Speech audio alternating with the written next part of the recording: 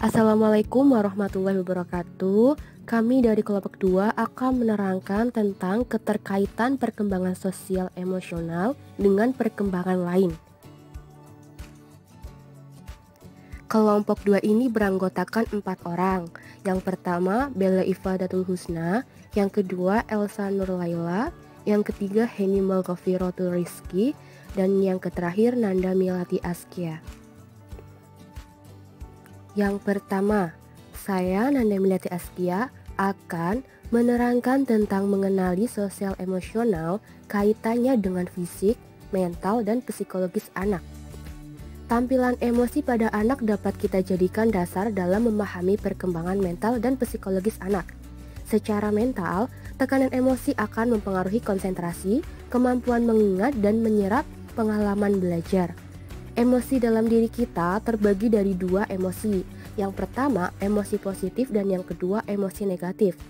Menghadapi emosi positif yang perlu dilakukan adalah menerima emosi tersebut untuk kemudian disyukuri supaya emosi positif ini memberikan pengaruh positif pada motivasi seseorang. Memperkuat motivasi seseorang untuk kemudian berperilaku positif demi tujuan yang positif pula. Emosi positif, hal yang perlu dilakukan adalah dengan cara mengalihkan perhatian atau distraksi dan menahan tekanan emosi.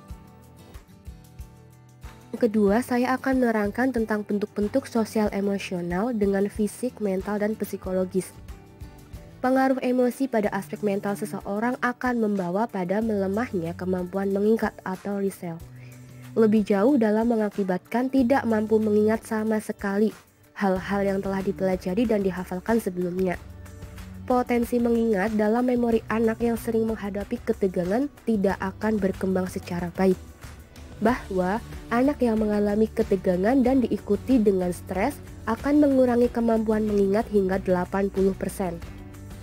Pada keadaan yang dipaksakan untuk terus belajar dalam tekanan emosi, mungkin akan merusak kerja otak dan mengganggu sel-sel sarafnya. Rahmawati mengemukakan, yaitu agar dapat bekerja optimal, hendaklah semua bagian otak terpenuhi secara memadai. Jika otak dituntut berpikir cukup berat, maka ciptakanlah suasana menyenangkan karena bagian otak satunya menuntut demikian. Selanjutnya, saya Heni Malghafirotul Rizki akan menerangkan tentang mengarahkan hubungan positif sosial emosional dengan perkembangan fisik, mental, dan psikologis. Harlock menyatakan bahwa ternyata banyak anak-anak yang kehausan dan kelaparan akan emosi. Menurutnya, sebagian besar anak tumbuh dalam lingkungan yang banyak memberikan pengalaman emosi tidak menyenangkan, seperti kemarahan, ketakutan, kecemburuan, dan rasa iri.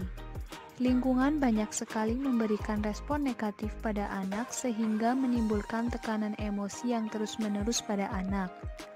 Dan salah satu penyebab yang menjadi pengalaman emosi paling tinggi pengaruhnya adalah pemberian dan penerimaan kasih sayang oleh anak.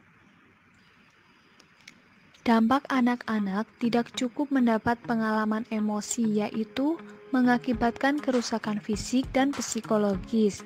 Artinya, akan menghambat perkembangan fisik, mental, emosi, dan sosial anak.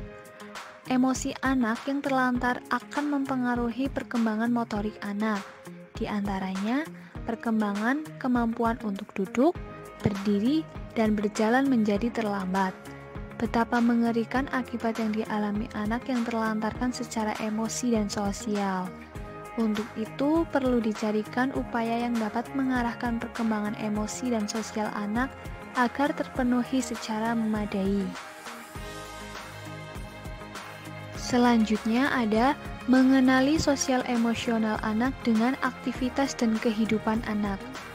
Kesiapan tubuh anak untuk beraktivitas fisik, mental, maupun aktivitas psikologis yang melibatkan ketiganya secara koordinasi dalam satu tindakan yang bersamaan sangat mempengaruhi oleh kondisi anak yang sedang menjalaninya. Titik penting emosi mempengaruhi berbagai perasaan seseorang dalam kehidupan. Perasaan ini bisa berupa perasaan nikmat, puas, menyenangkan, menggembirakan, atau perasaan menyebalkan, marah, benci, karena emosi dapat membawa seseorang pada suatu yang berlawanan. Yang ketiga, saya Elsa Nurlaila akan menerangkan tentang bentuk-bentuk hubungan sosial emosional dengan aktivitas dan kehidupan.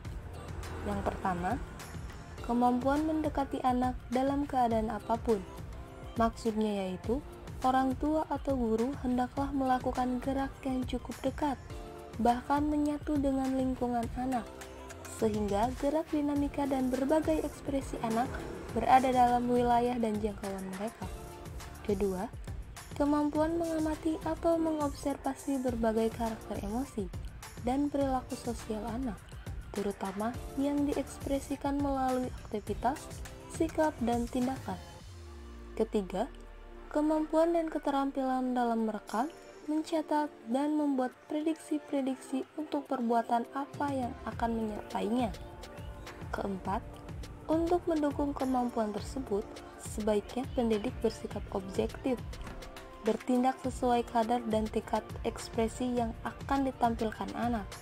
Guru atau orang tua harus mampu menjaga perlakuan yang adil dan bijaksana terhadap semua anak, sehingga tidak akan menimbulkan perilaku emosi dan sosial yang lebih kompleks pada anak-anak.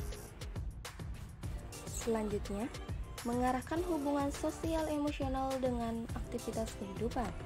Yang pertama yaitu, perkembangan sosial emosional bertujuan agar anak memiliki kepercayaan diri, kemampuan bersosialisasi, dan kemampuan mengendalikan. Kedua, perkembangan sosial diartikan sebagai kemampuan anak dalam berinteraksi dengan teman sebaya, orang dewasa, dan masyarakat luas, agar dapat menyesuaikan diri dengan baik sesuai harapan bangsa dan negara. Ketiga, perkembangan sosial ini mengikuti suatu pola perilaku sosial, di mana pola ini berlaku pada semua anak yang berada dalam satu kelompok budaya. Perkembangan ini dimulai dari sejak bayi, mampu berinteraksi dengan keluarganya. Pengalaman sosial yang dialami anak saat usia dini sangat mempengaruhi pembentukan karakter anak di masa yang akan datang.